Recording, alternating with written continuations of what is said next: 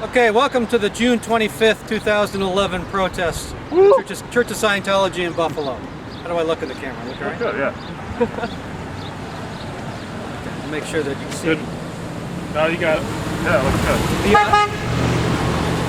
Supporters. So you see the idle org behind me here? Yeah. We're going to do some reading today. I have some stuff to share with our listeners and passers-by if they're interested, as well as our friends across the street. We're going to start with some people who have actually left the Church of Scientology, or at least organized Scientology. We'll start with Greta Eckhoff Alexander, who's actually an OT7. There's a picture of Greta right here. Okay. And Greta says, quote, "Now knowing that Scientology is not run for all Scientologists, I hereby withdraw my support of it." So an OT7 now bailing out. Hi. Hi. Okay, next is a famous actor, Mr. Michael Fairman, also an OT7, high-ranking Scientologist. Michael says, quote, "The Church of Scientology is corrupt, and because its systems of checks and balances has been purposely destroyed, the Church is being ruled by a self-chosen monarch, David Miscavige. The numerous incidents of physical, emotional, and spiritual abuse, alterations of administrative and ethics policies, alterations of auditing and training technologies, human trafficking, spying, etc., have been discussed in detail on this blog," referring to Marty Rathman's blog, "and elsewhere. We know that they are. Because of these circumstances, many have left the Church and have publicly proclaimed their departure with varying degrees of consequences to themselves, most often very ugly and destructive." What he's referring to is the whole fair game policy and declaring people suppressive people if they leave the church. If they just voluntarily want to get on with their lives, their church actually goes after them, tries to ruin them financially, to get them fired from their jobs and other various deeds.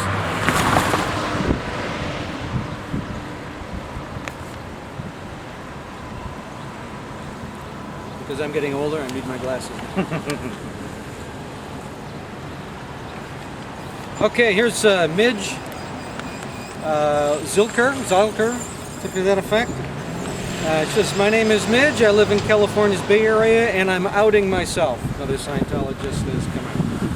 Okay, Vicky, you can see here, Vicky and Richard Palmer. "We are proud to finally announce we are no longer members of Scientology." There's lots of people living. I mean, this is just a small sampling of people that have left. You want to come listen to this? It's interesting. Okay. Brian Ubaz, I believe he's up in the Seattle area there with his cute little puppy. He says, on the subject of ideal orgs, this is an ideal org, by the way, "I personally feel that they are simply a camouflaged whole. But the thing I simply cannot ignore is that far too many long-time, highly trained Scientologists are not only abandoning their church worldwide, they are unanimously calling for the removal of one David Miscavige." You're here. Okay, here's Ingrid Smith. Ingrid. Hi.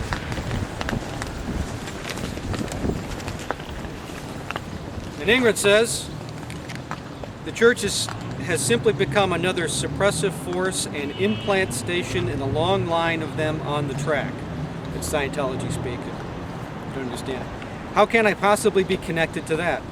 It goes against everything I believe in. This is why I'm announcing my disconnection from a church that destroys beings." I agree with that. Okay, Laura Wilson. Laura Wilson right here, an OT8, top-level Scientologist. She says, quote, "By the way, I'm not announcing that I have left the church, but it's because I don't feel I have. The church has left me." Unquote. Interesting. And then Hoverson and Bert Shippers, or OT5s. What's going on there? OT5s from the Seattle area.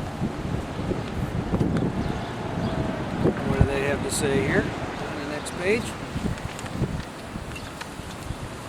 They say, quote, "Bert Shippers and Lynn Hoverson hereby announce that they no longer support and are no longer part of the squirrel organization called the Church of Scientology.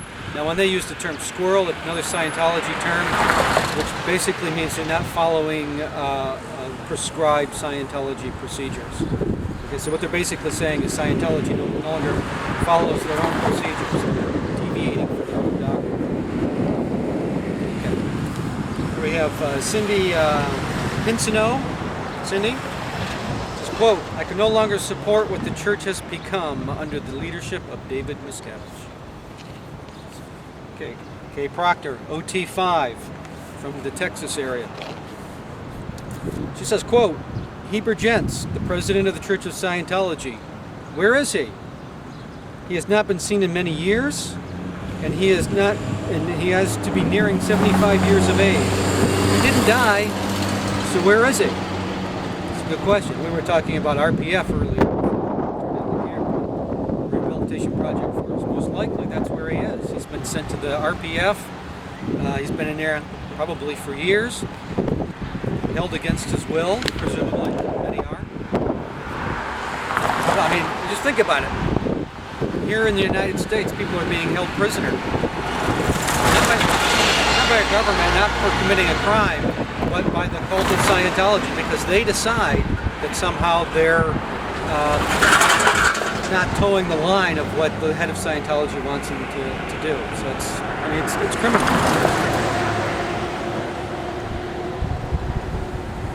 Okay, so again, just a sampling of some people that have left. There's hundreds more people that have left. I just didn't quote them all. Some interesting readings. What some prominent people, some judges have said. Here's a British judge, Justice Lady of the High Court of London. He says, quote, "Scientology is both immoral and socially obnoxious. It is corrupt, sinister, and dangerous. It is corrupt because it is based on lies and deceit."